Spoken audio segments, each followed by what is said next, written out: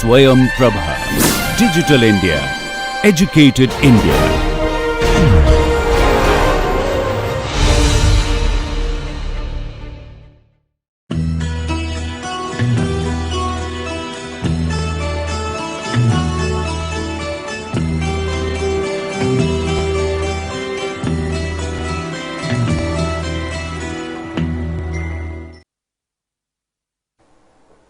Welcome to the second lecture in the series of biochemical engineering. We will start off today from where we left, and as the title of the lecture suggests, this is going to be concentrated towards kinetics of enzymatic reactions. So we'll just a quick wrap up from where we left in the last class. So the enzyme essentially, as I said, is a catalyst which doesn't participate in the reaction but accelerates the reaction by reducing the threshold activation energy. So if we are to denote the reaction of S being the substrate going to P by a reversible reaction S reversible going to P, then in the presence of the enzyme it turns out that E plus S goes to P plus E, where E is the enzyme that reacts with the substrate to generate the product P, and the enzyme is regenerated back. Okay. So this is the basics of the kinetics. But now what we're going to do in today's class is delve a little deeper into the kinetics and try and understand how this really happens, how the enzyme catalyzes or accelerates the reaction and things like that. And as I said, the 2 points here to note is that the enzyme is not consumed in the reaction, a very important point to note actually. It only accelerates the reaction, and it does not alter the final equilibrium state. So both of these are important points which will come into play while we do our calculations. Today I would like you to have your exercise books and pens ready, because we're going to do some small calculations as we go along. So just a quick wrap up, from yesterday, the RS, the reaction rate for the Michealis-Menten kinetics, which is the most popular kinetics used in all of biochemical engineering, and much of this course that we are going to do is going to be concentrated towards Michealis-Menten kinetics, is given by, the reaction rate is given by R max, which is a constant and the maximum reaction rate possible, times Cs divided over Km plus Cs. Now, Cs being the concentration of the substrate, Km is called the Michaelis constant, and its value is evaluated by finding out what is the Cs at which Rs goes to half of R max, right? So let's go a little beyond this, and let's try and understand how this reaction kinetics comes out of the reaction between the enzyme and the substrate, right? So we cannot accept this reaction as it has been given to us. So what we'll do today is a derivation of the Michealis-Menten kinetics, and I would like you to participate in that, as I said, by going through the derivations with me while we go through this lecture. So the first step so if I am to ask you to split up the last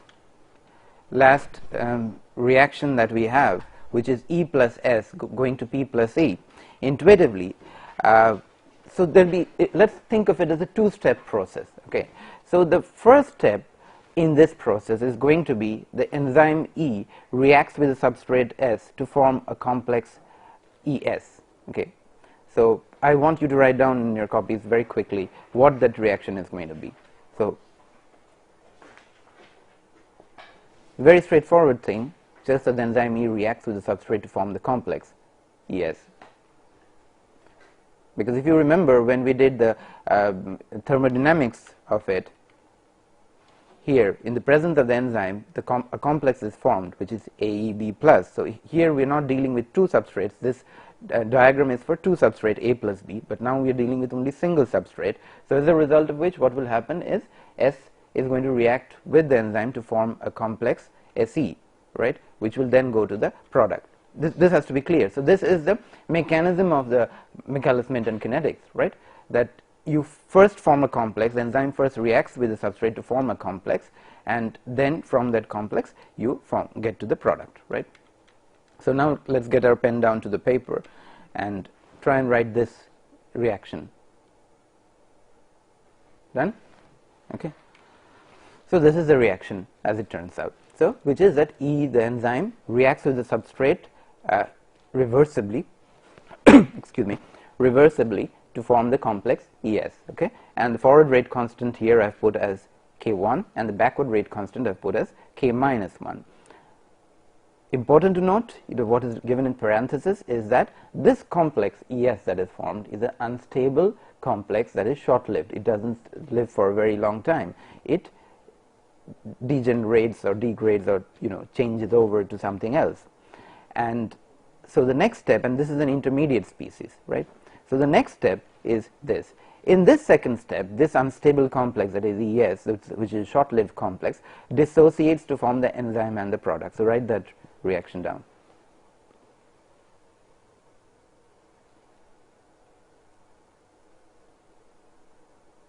Right?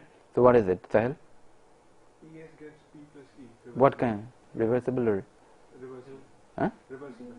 So all of you wrote reversible? Okay. Actually, it's irreversible. As I said that in the last class that all reactions are, typically reversible. But in this reaction, you have to have it irreversible. Otherwise, not enough product are going to be formed. And if you look at the overall reaction is actually reversible. Okay. So it's obvious that this reaction also has to be reversible, but we take it as a reversible reaction because the backward reaction is very slow typically, and this, it turns out, is a rate limiting step, right? I hope all of you are aware of the concept of rate limiting step, which is that if you have multiple reactions, the rate, a network of reactions, and the rate of the final reaction product formation is governed or dictated by the rate of the slowest step, right? So I give this example in class, that for example, if you are walking somewhere with your little sister and she walks much slower than you, then the speed at which you can walk is governed or dictated at the speed at which she can walk and not the speed at which you can walk. So this kind of examples will probably imprint this concept of rate limiting step, and this is a very important concept in all of chemical engineering. So whenever you have a network of reactions, you have to go down and figure out what is the rate limiting step, and in this case this is the rate limiting step. Why are we so worried about what is the rate limiting step? Because the rate of formation of product is going to be dependent on the rate limiting step. Okay, so this is the rate of disappearance of the substrate. Okay, so if you look at reaction 2 over here, the substrate disappears in reaction 2 from the reversible reaction, right? Is it clear?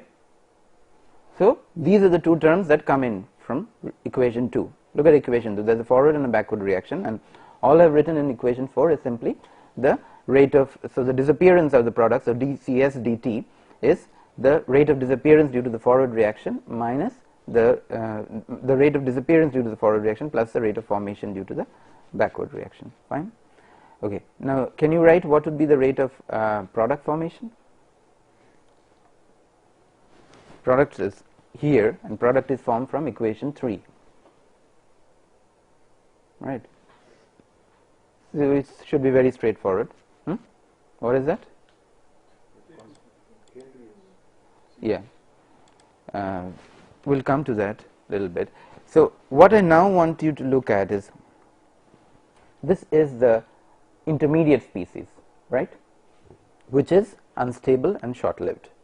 Okay. What I now want to look at is what is a balance for this intermediate species. Like we wrote a balance for the substrate, we can write a balance for the product, which you already have written. What is the balance for the intermediate species? And I want you to write that down. This is very straightforward because the intermediate species is part of two reactions, one of them reversible, one of them irreversible. So there will be just an additional term there. So just use equation 2 and 3 to write what is your dCES dt.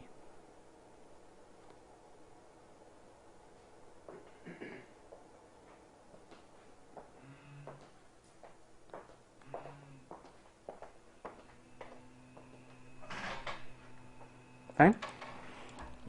So this is, I hope, what you got, right? One for the forward reaction, one for the backward reaction of equation 2, and one for the irreversible reaction of equation 3. So I want to go back a little to this. Now, one of the important things in all of this biochemistry and biochemical engineering is the fact that there are some constraints on the system. What are these constraints? It is a mass balance constraint, or in other words, when you're talking of an enzyme, these enzymes, as you know, participate in the reaction, do not participate in the reaction, overall reaction, participate in the intermediate steps of the reaction but not in the overall reaction.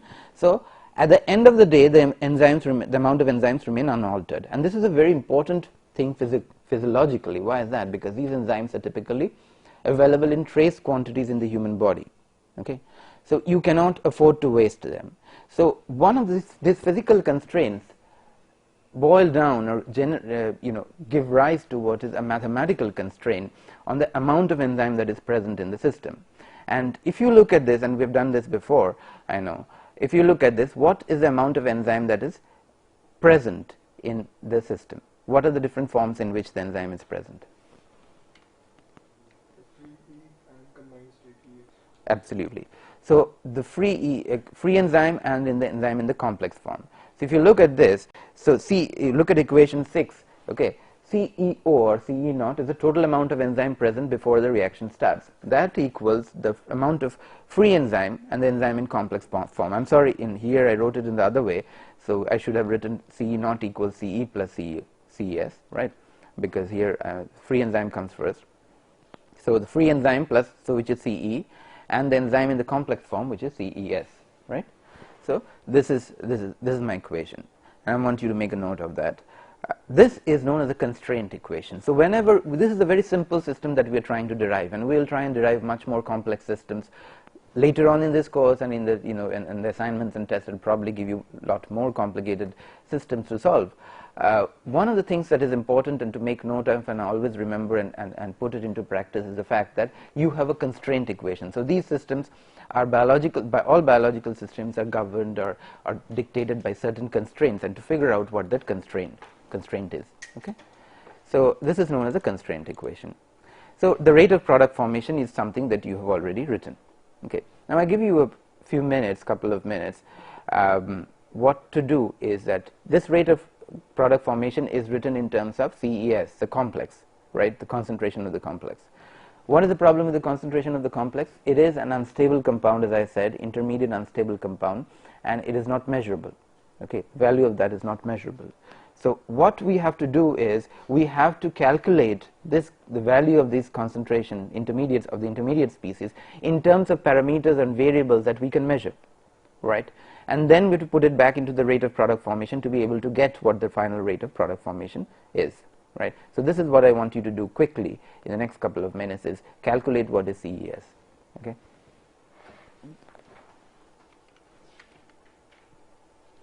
So to help you, I will just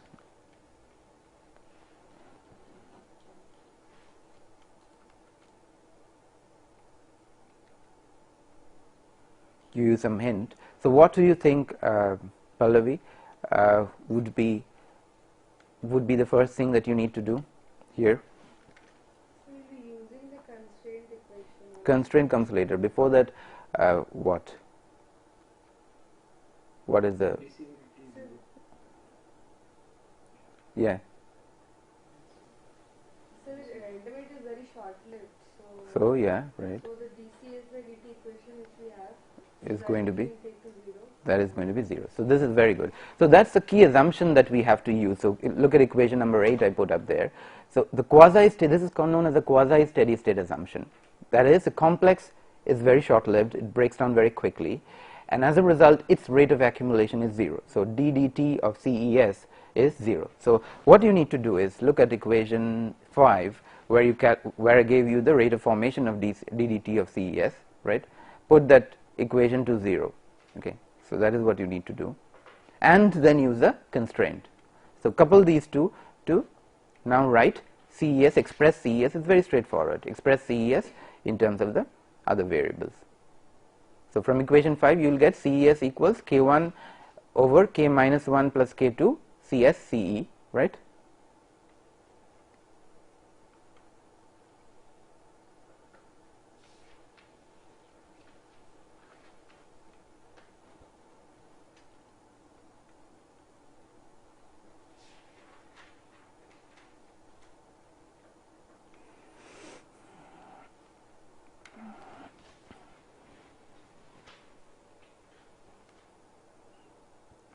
Right, so I have it on the screen now, that the ddt, once you put the ddt of CES equals 0, you get CES equals K1 CS so times CE over K minus 1 plus K2. Clear? Lisa? Clear? Okay. Okay. Now what you need to do is use equation 9, which is the equation I got here, on the constraint equation over here, okay, because you have now got CES. So what you need to do is substitute CES over there. You see, Arush? No.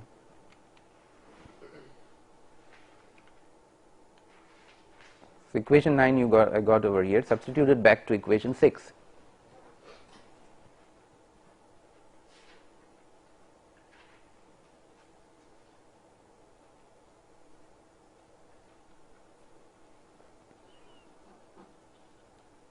And then you can express your CE as a function of CE naught and CS.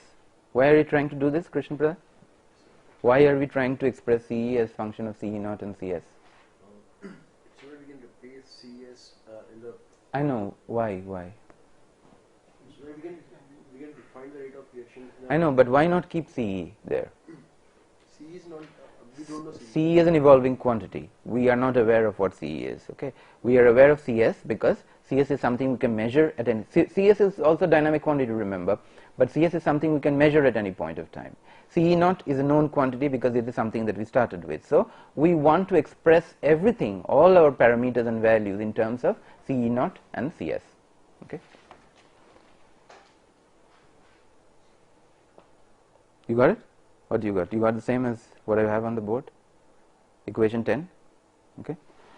And then CES now is given by, so once you got CE as a function of CE naught and CS, then you can simply replace that in the CES equation and you get a slightly more complicated relation, but you get CES as K1 CS CE naught K minus 1 plus K2 plus K1 CS. Okay, fine. What else shall we do now? What is the next step? CES is to final reaction. Rate of reaction. Which one? Which reaction? dCq/dt equals to K2 into CES. Very good. Yeah. So what we need to do now is figure out what is the rate of product formation, rate of reaction, so to say. So the rate of substrate. This is the rate of substrate, the rate at which the substrate is taken up, and actually you will see that this is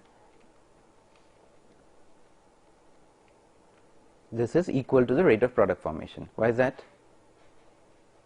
Ashwin? It is a rate released. Yeah, no, that's not the final answer. I mean, that's an easy answer, but I'm evaluating. The question is, I'm evaluating the rate of substrate production formation, right? But what do I actually want to evaluate? I want to evaluate the rate of product formation. But I said the rate of substrate that is taken up consumption equals to the rate of product formation, and intuitively it's very clear, right? Because S going to P, so how much is equimolar thing? So if X amount of S is taken up, X amount of P is going to form. Intuitively it makes complete sense, but what I'm trying to ask you is, mathematically, can you prove that to me?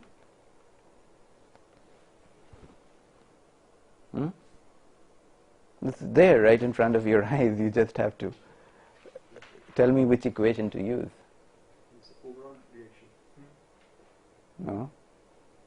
What is that? Which equation do you use to get that? P plus S equals to P plus. No, it's very straightforward. Equation 5 and equation 8. Equation 5 is this. Okay, the ddt of CS equals that you put equal to 0, then you will find that the rate of product formation equals to the rate of substrate consumption, right? Okay. So essentially, what I'm trying to say here is that in this slide is that if you look at RS is dCs dt, which equals minus of dCp dt. Fine. So I want to go through this. Want you to go through this calculation quickly. You can do it this way, or there is another easy way: is ddt of Cp equals K2 times CES, right? So you simply need to multiply this by K2. Clear, Pallavi? Everybody, Lisa, are you with me? Okay. We simply multiply this by K2, then you will get the del del T of Cp equals this, fine, and this is what we get here. K2, simply multiply this same thing multiplied by K2. That is my the rate of product formation equals to the negative of the rate of substrate consumption. Fine, good. So now the question is, so this is what we got. Say this is the rate of product formation, or this is the rate of substrate consumption. This is what we got. Now my question is that how do we recast it into the Michealis-Menten form? Because what we started with, see, these are two objectives. We said first that it's the Michealis-Menten form. It has been told to us that it's a Michealis-Menten form, but we do not accept that as scientists, as something God-given. So we started off with the very basics and started to derive that. So there is no assumption or inbuilt assumption that it's a Michealis-Menten form at any point of time. After we have got this rate expression given by equation 12, what we are trying to figure out is this a Michealis-Menten form? So what do we do to do that? What we do is, the Michealis-Menten form was given to us here, equation 1, and what we need to do is, we need to compare this form with that form and figure out that how can we recast this form to that form. So equation 12 that I got, how can I recast my equation 12 into a form that looks like the Michealis-Menten form? So what do I need to do? So this is a Michealis-Menten form. I need to compare this with what I got. Clear? So if when we compare this, it's very straightforward. What turns out is, can you see what turns out? What turns out is Rmax equals K2 Ce0, and Km, which is known as the Michaelis constant, is K minus 1 plus K2 over K1, and Rmax is the maximum rate. Okay.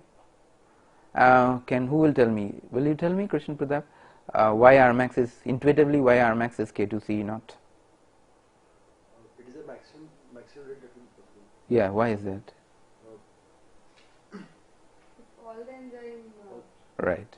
If all the enzyme had reacted and formed the product, then the Ce0, so if there is no free enzyme left, then Ce0 is the total amount of enzyme that would be in the complex form, and Ce0 is the total catalyst. So there will be no free enzyme left, in which case my Rmax is the maximum. So the maximum reaction rate possible. This is something that you need to understand intuitively. That because despite all the reactions and the equations we write, there might be times when you might have to just figure out in a problem that what is the maximum reaction rate intuitively. So what I'm trying to promote is not just a mathematical way of looking at it, but sometimes an intuitive way of looking at it as well.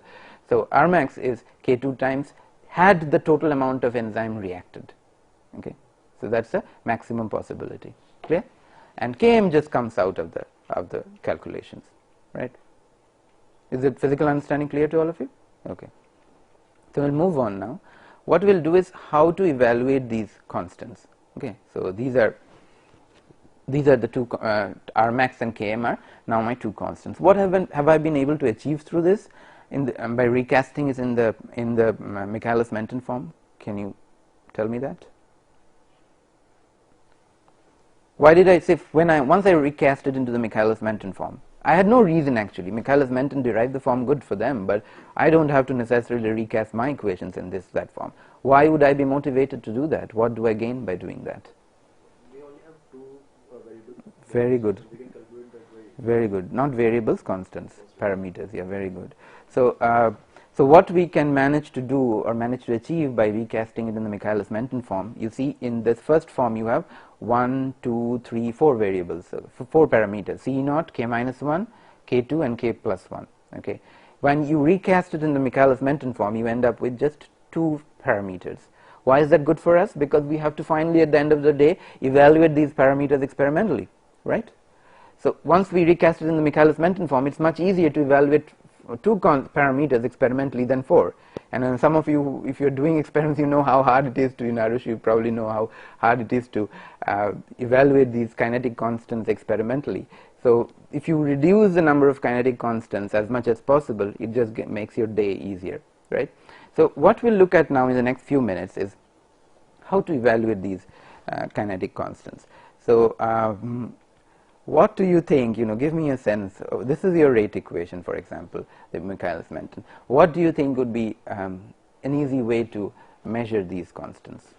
Experimentally, you can do, if we perform experiment at a very constant, at a very low concentration of CS. Hmm. Again, if you perform an experiment at a very high concentration of CS. Hmm. So we have two rate. Right, that's one way. Yeah, that's a very good way actually, but that's a clever way actually of doing it. But one of the things you can do simply is measure the rates at various concentrations. Okay, straightforward way. This is not a first order reaction, but I'll show you how to convert it to something similar to that. So a very straightforward way would be to just measure these rates at various concentrations. And what happens is, once you measure these rates at various concentrations, you get a plot like this. So these numbers that you see here are actually numbers corresponding to certain experiments, and RS is a rate versus CS, the concentration, and this is in micromolar, the concentration in the x-axis, and the rate in the y-axis is micromolar per second. Okay, so what happens is that what is said, the RS is R max CS over Km plus CS. You plot the whole thing, okay, because it's not a good idea to do what you're talking about is known as asymptotic analysis. What you have on the left, if you see on the left, case 1 and case 2, these are known as asymptotic analysis, and I think I mentioned this yesterday in class, that asymptotic analysis is very important in all kinds of engineering analysis you do, because you need to figure out what is the maximum, what is the minimum, and then your final solution is bounded by these two, right? So if you look at the plot over here, this is asymptotic solution. So case 1 is case 2, let's look at, which CS is very, very small. Okay, CS is much trace quantities of CS you give, and the RS that you get, the reaction rate, is R max CS over Km. Okay, I explained this yesterday, but I'll show it one more time today. So if CS is very, very small, then this term in here is not present. Okay, negligible as compared to Km, and you get R max CS over Km. If CS is very, very large, then Km is negligible over here, and CS in the numerator and denominator cancel out, and you get simply RS equals R max over Km. Right? Rx equals R max here, right? So so if you plot this, this is what you get in the two asymptotic cases. One is turns out to be the 0th order case, this one, and this is the 0th order case on the top, and one in the first order case, which is near for small concentrations of CS. Now what do you do for small concentrations? You know the slope, so you measure the slope, and the slope you know is R max over Km. For large concentrations, you know that the slope is R max. Okay, RS is R max, and so straight away you can evaluate your R max from the asymptote, the saturation limit it reaches, and once R max is evaluated, then you can use your slope to evaluate your 1 over Km. Okay, fine. This looks good and easy. Now I'm going to quiz you a little bit here. At large concentrations of CS, small and large concentrations of CS, intuitively, physically tell me, why does a system approach a first order and a 0th order? Let's start with the easy one, which is at large concentrations of CS, why does a system approach a 0th order solution? Reaction is limited by concentration of catalyst enzyme, concentration of enzyme at large concentration. Right. So Rmax essentially contains the enzyme concentration, the initial concentration of the enzyme. So the substrate is no longer limiting reactant. Okay, it doesn't matter how much substrate you're putting in, because you are putting in enough amount of substrate. The substrate is no longer a limiting reactant. Okay, so as a result, so the rate is independent of the substrate. Is that clear? Okay, so that's what a 0th order reaction is essentially. You know, these are questions often asked in quizzes, that a 0th order reaction, what does a 0th order reaction essentially mean? Does it mean that the rate doesn't depend on the reaction rate at all? Then it will mean that, you know, it doesn't matter how much substrate I put in, the reaction rate is still the same, right? What does the 0th order reaction mean, Lisa? Like, if it might mean that if there is no dependence on concentration, if I put a large amount of substrate and a small amount of substrate, it makes no difference, right? Is that so? In a 0th order reaction, if the rate is independent of concentration, does it mean that it's immaterial how much material I put in? So it depends on the initial concentration. No. No, no. If I'm saying the reaction order is first order itself, zeroth order itself, does it mean that it's independent of the amount of substrate that I put in?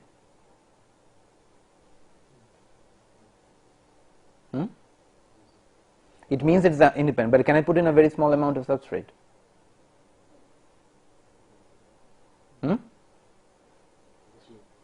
No. That is the point, that is what I want you to realize. It's independent, but at a large asymptotic value of the substrate. So what does the whole concept of zeroth order reaction mean? That you are giving enough substrate for the system to be independent of the concentration. There are very few systems in the universe, in reaction engineering universe, where the system is actually independent of concentration. Okay. So if the zeroth order reaction mean that it's independent of concentration? No, not really. It looks as if it's independent of concentration, but it's not really independent of concentration. What it means is that for a large amount of substrate being present there, okay, the system behaves as if it's independent of concentration. Now you decrease the substrate concentration, you will figure out that it starts to be dependent on concentration, and that is what happens. At the small concentration, what you find, it's linearly depends on concentration, which means that it's limited actually by the amount of substrate that you put in. Okay, so this is a physical, it's very easy to and good to do the mathematics, but at all points of time we should have the physics of what's really happening at the back of our mind. So we will go on from here. Is this clear to you? So this is how we evaluate. You evaluate the Rmax from the top asymptote and the Km over the bottom from the bottom asymptote and figure it out. That's one way of doing asymptotic analysis. Can you tell me what other ways could be there apart from asymptotic analysis if I want to use the whole range? Here I'm not using the whole range. Plot 1/r versus 1/c. Very good. So this is known as a Lineweaver-Burke equation. Okay. So what you do is, look at this. So what you do is, you had Rs given by that formula that we had here. Here. So if you take the inverse of this, okay, just take the inverse of this, 1 over Rs, then what will happen is 1 over Cs will come in the denominator, and this is what happens. Km over Rmax 1 over Cs plus 1 over Rmax. Now if you look at it, what happens, Lisa, is that 1 over Rmax, 1 over R is, and you plot 1 over Rs against 1 over Cs, okay, then they're linearly related, right? So then you can use the whole range of data. Why do you think, Krishna Pratap, it's sometimes better to use this equation rather than the asymptotic one?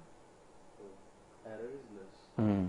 Because in experiments, when you actually use experiments, you're not sure if your data in the two asymptotic limits are necessarily correct, right? Because and those are more prone to errors. When the concentration is very small or the concentration is very large, those are more prone to errors, and you actually want to use your data through the entire over the entire spectrum, which you cannot use if you're just doing an asymptotic analysis. So that is why this is sometimes better, because in this way you can use your data over the entire spectrum. And this is how a plot looks like. This is a representative plot of the system. So if you look at this, so your slope is here, look at equation 12, your slope is here 1 over Rmax, sorry, your intercept is 1 over Rmax and your slope is Km over Rmax. So once you evaluate your intercept, you can directly evaluate your slope from this. Okay, I'll just give you a few seconds to, if you want to make a note, just make a note of this.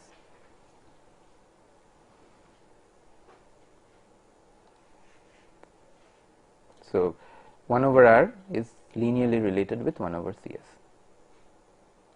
Okay, shall we move on? Okay. So there are a couple of other relations or equations that are used. So I just showed you the Lineweaver-Burke and the asymptotic method, and there are two Scatcherd equation and Scatcherd plot, and the Edey-Hofstee equation and the plot, respective plot.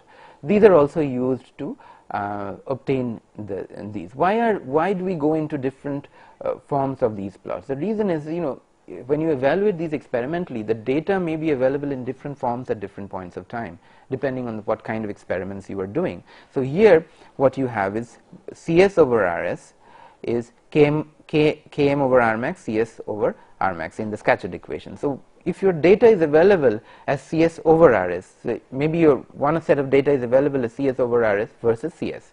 Okay, it's possible. It doesn't. We're not aware how you collect the data. So depending on how you collect, so there are these several options that are available to you, and depending on how you collect your data, you actually decide what form of the plot you want to use. So the equation 13 uses CS over RS, so you measure CS over RS, that's your y-axis, and your x-axis is CS.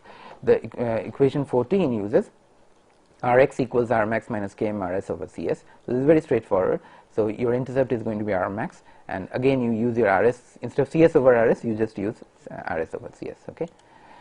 Now, till this point is very good and wonderful, but the thing is that all our analysis that we have done, we have based it on an assumption, and a very important assumption, which is the quasi steady state assumption, which is that the CES that you have, the intermediate species, it's short lived, and accumulation is 0. DDT of CES is 0. That was the assumption we made. Now what we have to do as as not just work as engineers, but as scientists, we have to go back and evaluate that whether that assumption is correct or not. Okay, so what do we do about it? Sahil, any thoughts?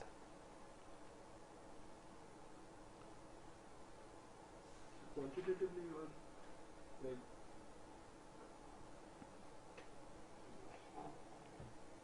Harush?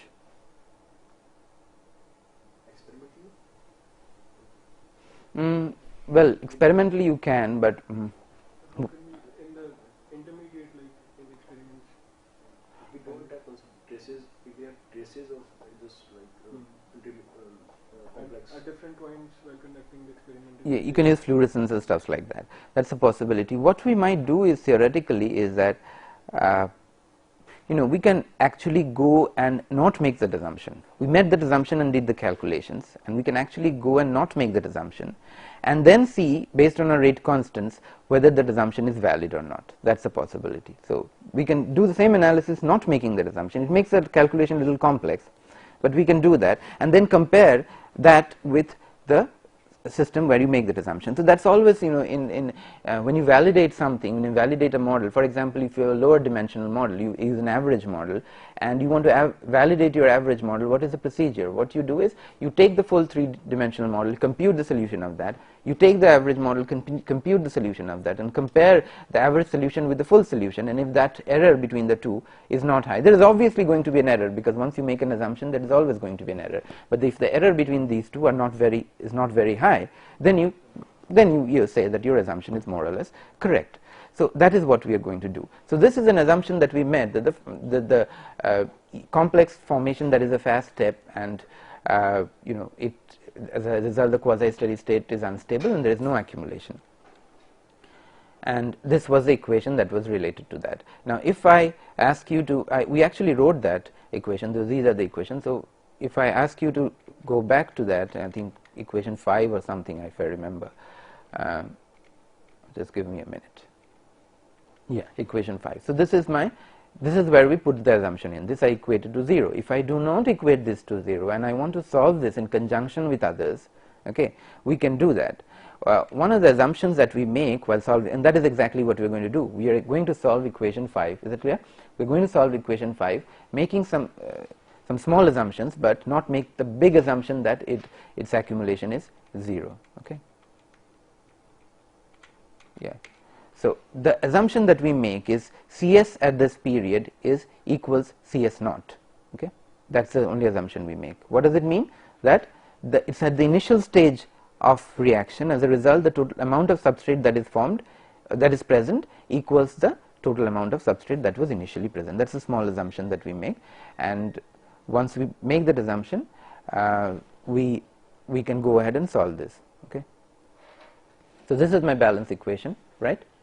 And all I'm doing over here, so how is it different from equation 15, is that all I'm doing over here is I'm substituting CS by CS naught, right?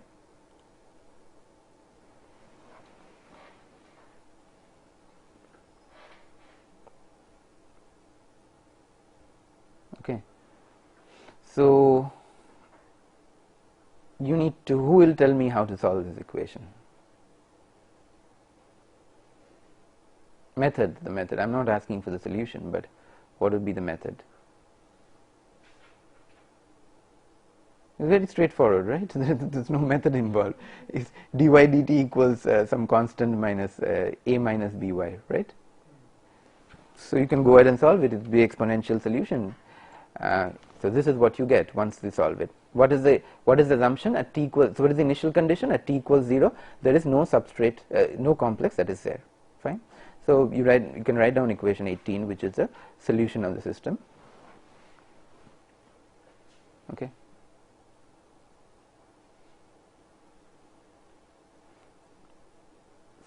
So it's an exponential solution, equation 18.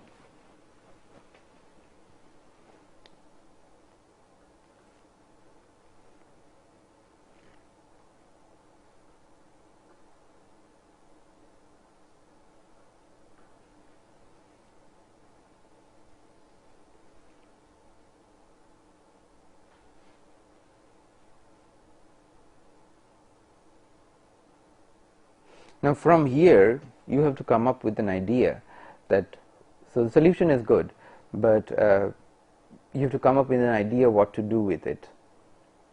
Where do we go from here? So we can have a plot of time with C's and our assumption was only valid if this given to km plus c naught cs naught is very very large. This part What does anybody else? What do you think?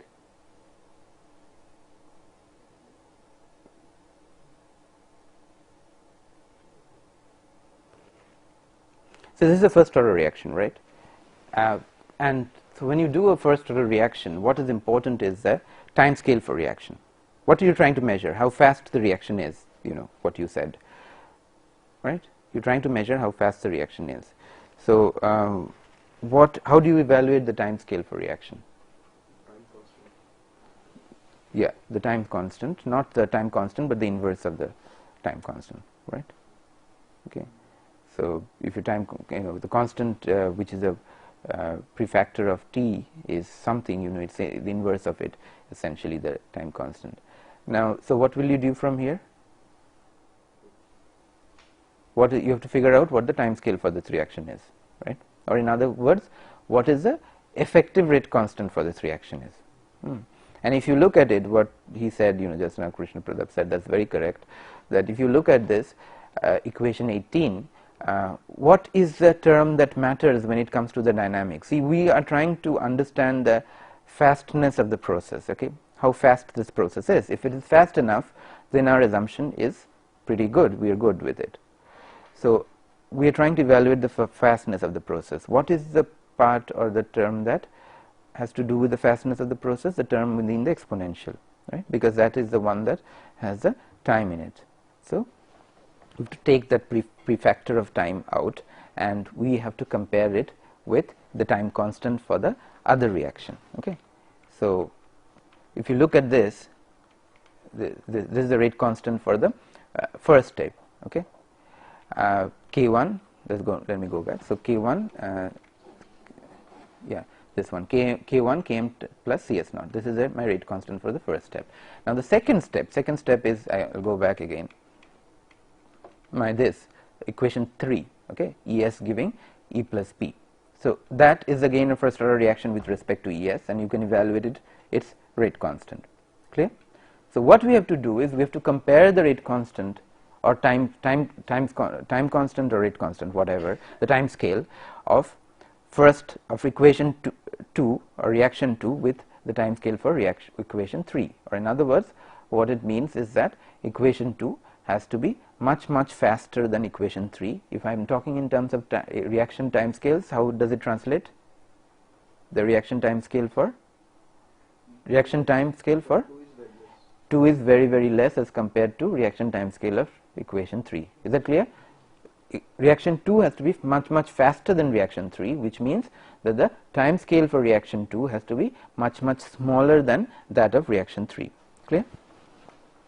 So we calculated our time scale for reaction 1. Now what I wanted to do is calculate the time scale for reaction 2.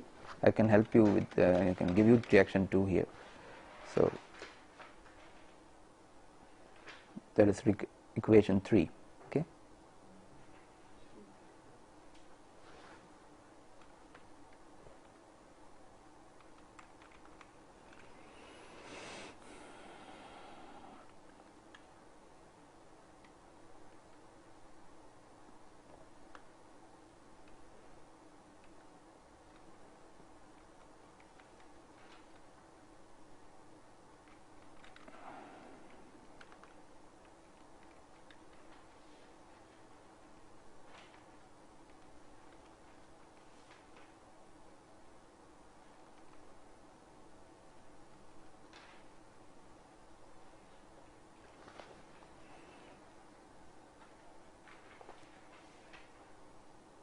What is it going to be?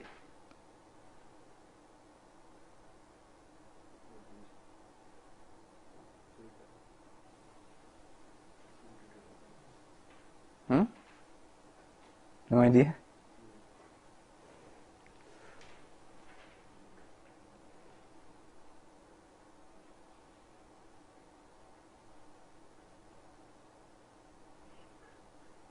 So it's going to be same as what you see on the board, reaction 12, equation 12, with the exception that CS can be changed to CS naught, because that was the initial idea, that we can keep it as CS naught. Okay, because it's a pseudo first order approximation we are making over here. Because when you couple, see, what we are trying to do is we are trying to decouple the phase 1 from phase 2, but in reality they are coupled, right? Unless you evaluate what your ES is, you cannot. So what should you do? Ideally, what should you do here? You have, if I ask you to solve this, okay, we can do that as an assignment. I don't have the time in this class to do it. This is your CES, right? So if you write your next equation, what should it be? Our next equation is ES giving E plus S or E plus P, right? So your CES is given here. You know CES as a dynamic. So write that equation quickly. Write the balance equation here. I have it here. So write the balance equation for the second reaction, formation of P, right? Okay. CS. Now you know CS. Put the value of CS. Is that clear? K2 into CS, and all you have to do is you have your CS over here, and this is your CS. You have to just put the value of CS over here. Okay. So the rate constant for that turns out to be something like this. Okay, and for the second phase, K2 into this part. Now what we are doing here, there is an assumption implicit over here, which is that what is the assumption here? Tell me. K2, if I just multiply this by K2, okay, then you have K2 C into C naught CS naught E naught Km plus CS naught. Fine. But when I put the rate constant over here, I am just putting K2 C naught Km plus CS naught, and this part is missing over here. The time part is missing. Why am I? What is the assumption implicit in that? There is obviously an assumption. That's because that's not the right answer. You know that, right? Is it clear? The right answer is you have del Cp del T equals K2 into CES, and CES is given by that. So your del Cp del T is essentially K2 into this part times exponential minus time. So the rate itself is now a function of time. You see the difference. In equation 17, the rate itself is not a function of time. Only after you integrate it, it becomes a function of time. But here in equation 18, not equation 18, when you do the second part, the rate itself becomes a function of time, right? But I am trying to do a pseudo first, so this is not a first order reaction, but I am trying to do a pseudo first order approximation of that. Okay, and as a result, I convert this into first order and say that the reaction rate is simply K2 CE naught Km plus CS naught. Is it clear? Let me go through one more time. So this is my CES, right? CS naught E naught CE naught over Km plus CS naught times this. Okay. Now when I write like this, this is what I get, K2 CES. You can change it to CS times what I miss over here is this times the exponential part. 1 minus exponential part is there, but I neglect that exponential part. Why? Under what circumstances do I do that? So right, very good. So the assumption, the whole idea or the concept behind that, we are analyzing the first part at initial times, okay, at small times, whereas we are analyzing the second part at large times. And if you look at this, it's a little complicated, so I'm giving you a little bit of time with this. So if you look at this, so what happens is exponential minus k1 km plus cs naught, this part will go to 0, because at large times this part will go to 0. So only the prefactor, the part that you see over here, is going to remain, and that is going to be your rate constant, right? Fine? Clear to everybody? Ashwin? Okay. Lisa? Okay. This is a little complicated, so that's why I wanted to give you enough time for this. So now what we do is what we had discussed, which is that step A has to be much faster than step B, or in other words, two ways of putting it: the rate constant of step A has to be much higher than the rate constant of step B, or the reaction time for step A has to be much smaller than the reaction time for step B. Fine? So as I put here, the rate constant for step B has to be much smaller than the rate constant of step A, and when you put that over here, you find that the rate constant for step B is something we got here, K2 CE naught over Km plus Cs naught, has to be much smaller than the rate constant for step A, which is Q1 times Km plus Cs naught.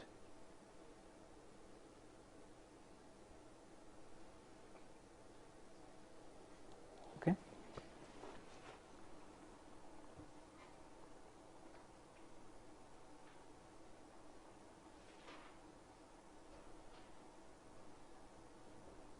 Fine. So what we'll do is, so this is, you're done with this, okay. So now you essentially have, what you have is a relationship between your enzyme concentration and the substrate concentration. You see what is happening. The last equation that you see, essentially, see your K1, K minus 1, Km, these are constants for the system. You have no control over these constants, right? What you have control over are the substrate concentration and the initial enzyme concentration. So in order to make sure that Michealis-Menten kinetics is satisfied, you have to make sure that this relationship between the initial enzyme concentration and the initial substrate concentration is followed, right? Or in other words, let's not say that in order to make sure, in other words, if the relationship between CE naught and CS naught, this relationship between CE naught and CS naught is maintained, then Michealis-Menten kinetics is valid, otherwise it's not valid. So let's not decide forever that Michealis-Menten kinetics is always valid, given whether the sun shines or whether it rains. That's not the thing. So only under certain conditions it's valid, and these are the conditions.